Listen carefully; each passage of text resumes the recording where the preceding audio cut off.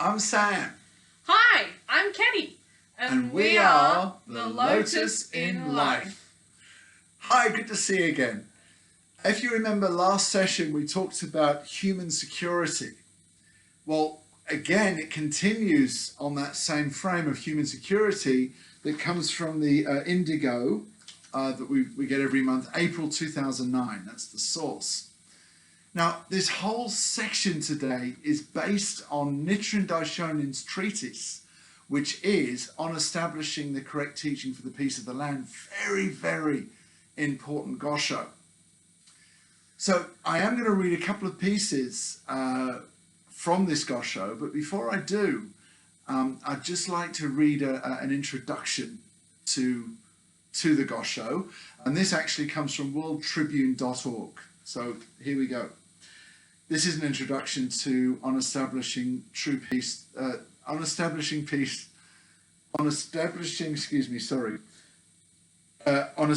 the correct teaching for the peace of the land. Bear with me. Difficult name, that I understand. All right, I'm not as young as I used to be, Kelly. I can't always remember stuff. Yeah. Okay, we got there in the end. Yeah. All right, here we go. From around 1256, the people of Japan had been beset by a succession of disasters, including earthquakes, famine, and epidemics that took millions of lives.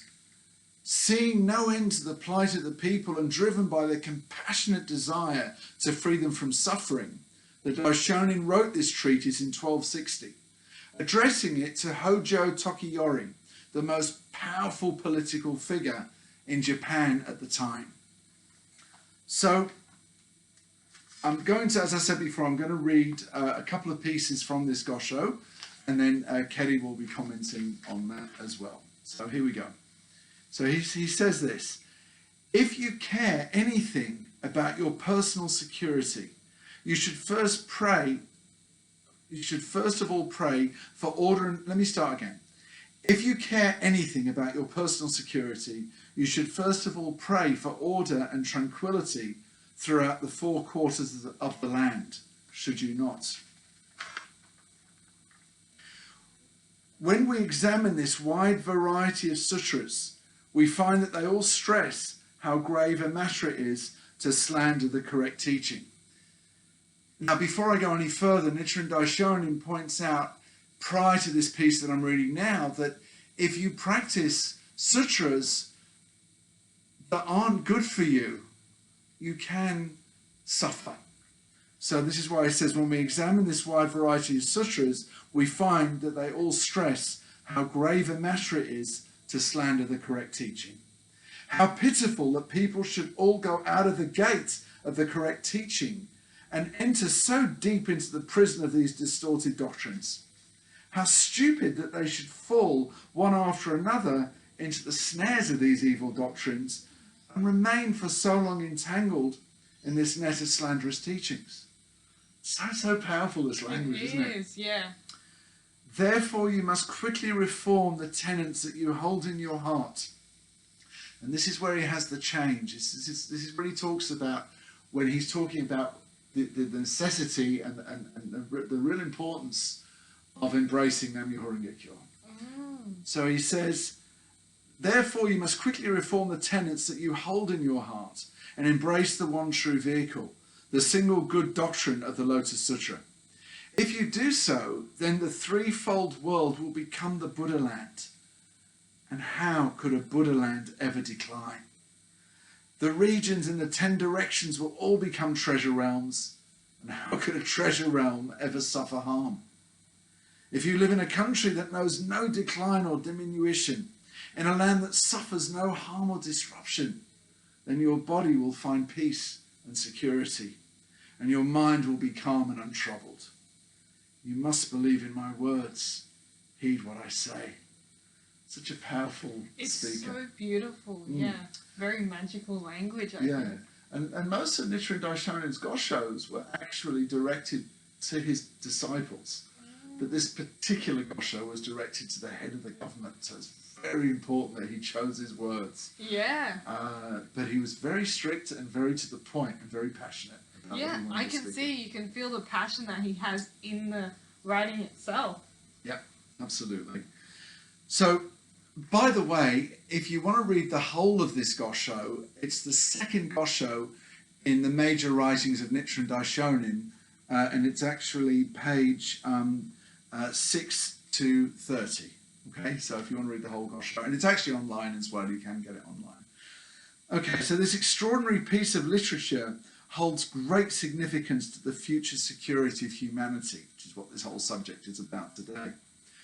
In this impassioned cry for people to take responsibility for their actions, the distorted doctrines mentioned refer to those philosophies and religions that do not empower the individual with the confidence, sense of awe and responsibility that is required to reveal the intrinsic capability of humanity.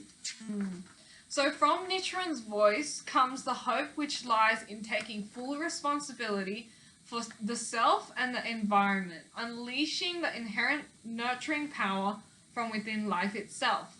So the unification of self and the environment is the conviction to appreciate and harmonize with the reality of life. In the Daishonin's Buddhism, the founder of unity is the mentor and disciple relationship, what you spoke about. Due to the oneness of humans and their surrounds, we can affect change in the environment, including other humans, through our own transformation. The challenge for us, though, is the difficulty in believing. Even though it's so apparent in our daily interactions that we are at the same time being influenced and influencing as a direct result of the working of the oneness of life and environment. In denying this relationship, our behavior will reflect a lack of belief in both our influence and responsibility for life and humanity, thus undermining our own and others' dignity. So that's our topic today, human dignity. The current conflicts, political and financial crisis, and the environmental degradation result directly from this lack of responsibility to harmonize and to protect what is the same time encompassing us and an extension of us, life. So when I read that, I just found that really interesting, that it's true. Everything comes down to the fact that everything is connected, and once you lose respect for others, for the value of life, then conflict arises. And if I could add to that as well, Ketty, and this is in terms of human revolution, which you're going to be going on to in a minute, we need to have ultimate respect for ourselves too. For our own life as well as other people's life. Yeah, that's so true. So one of the great obstacles to human security is the ability to empower individuals with belief in their own significance and effectiveness in the face of life's challenges. Nichiren Buddhism enables everyone to generate their own confidence in value creation in the face of any circumstances, both positive and negative. So I'd like to ask you now, Sam, how does this philosophy empower you with confidence and responsibility? That's a good question, Ketty. In terms of confidence, since I started practicing in 1983, and it's taken many, many years to get to this point, and there's many, many years to come, the more I chant Nam-myoho-renge Kyo to the Gohonzon, the more I'm able to, I guess, express myself. The more I'm able to speak my truth, the more I'm able to say what I really think without upsetting or hurting other people. So that's the confidence side. And responsibility. When I go out into the world, Ketty, I feel it's so important to carry that responsibility, to really be aware of that person you're in front of. And, to see their Buddha nature. So to me, that's an incredible responsibility to have. You can't take people for granted. Yeah, that's true. I think a lot of times, like these days, a lot of conflict, like even just throughout the world on a regular day, people do take people for granted. And that's why negativity and rudeness spreads. Exactly. So when we take responsibility, we're mindful. We stop for a minute before we respond rather than react. Yeah, I think is a really good way. So to ask you that question, so how does this philosophy empower you, Ketty, with confidence and responsibility? So for me, I just feel that this practice helps me be more rational and be more calm. There's been one time that I can remember where I was chanting, and then straight after, like, I had a little conflict before, and while I was chanting, I was able to sort of like ponder these things through my head as well. And after, I felt like a different person. I felt calmer. I apologized because I realized that I said something wrong and that I need to change. And it allows me to just stop and process. Like you said, responding rather than reacting. So that's how it gives me the confidence to know that I can be a better person and react well. Actually, it's interesting, Kelly. There's a concept in this Buddhism called Zange, and it's apology. But with Buddhist apology also comes determination, which is what you just spoke about. So you apologize to go on and sorry, I behaved arrogantly towards that person. I'm determined in the future not to behave that way. Yeah, so that's Zange. true. Yeah. So the human revolution is something that we all know and talk about. So the Daishonin view of life rejects the separation of individual and community. Expressed in the enactment of human revolution and value creation, each of us has the tangible opportunity to challenge the divisions, isolations, and separations that cause suffering. So the stuff that we were talking about. Every encounter is an opportunity for us to face and confront our prejudices and assumptions, and provokes an inner struggle. When we perceive someone is attacking us or treating us in an unsympathetic manner, no matter how misguided their actions appear to us, this is always an invitation for us to challenge our own behavior. That's exactly what we've been talking about. Exactly. Yep. So this is the human revolution. The moment-to-moment self-motivated challenge to embrace the other regardless of their behavior, just as Bodhisattva Never Disparaging did.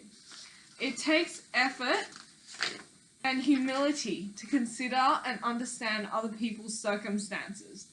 It takes the willingness to engage in inner dialogue with ourselves before allowing our devilish functions to react to another person in a knee-jerk way. Absolutely. Oh my goodness, this rings true.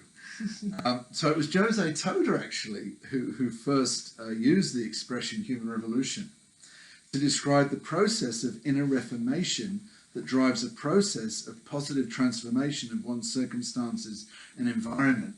What an amazing man Jose Toda was. What Toda was giving expression to is the Buddhist ideal of enlightenment. And when he was in prison, when he got arrested for practicing this Buddhism by the authorities in the 1940s, he pondered day and night, what is enlightenment? And he was able to come up with this human revolution idea. It's incredible. Wow. And so what Toda was giving expression to is the Buddhist ideal of enlightenment, a concept that has rarely been put in such concrete and accessible terms. That's so true. Yep, absolutely. So in this way, we experience a different kind of strength from the independence that is cultivated in our society. The result is flexibility and constant learning, and an ability to deeply respect the other as an intrinsic part of our being. This is a form of unity based on humanism, where people open their hearts to all others and forge bonds of trust. Such a unity has never been achieved to date because there has not been an all-encompassing philosophy to underpin it. This is the purpose of the Soka Gakkai movement, an accompanying process of individual human revolution. Even so, to engage in such an enlightened way of life is much more difficult than it sounds. So true. Hand in hand with our enlightened aspect, equally inherent is a fundamental darkness, a function of life that seeks to separate, discriminate, destroy, and which Buddhism recognizes is behind all the problems and insecurity facing humanity today. Life, essentially, is a battle between this dark life tendency and the enlightened. They coexist.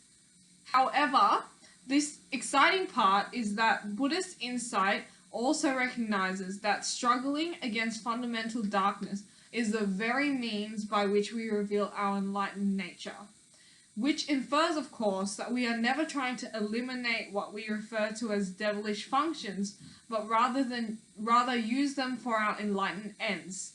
Our fundamental darkness thus becomes a fuel for our growth and happiness, and this we will cover more in our next session. So I'd like to ask you, Sam, how do you use your devilish functions, your fundamental darkness, to achieve your enlightened ends? Oh, very, very good question, Katie. I think the most important thing is, first of all, to bring an awareness to these devilish functions. Because a lot of us live in denial. We deny the fact that we're lacking in confidence because we want to appear great in front of other people. That's true. We, what's the word? We use excuses, or we justify being angry, being insecure, being bigoted, whatever it is, whatever fundamental darkness, we tend as human beings to justify it. It's very easy to do that. Yeah.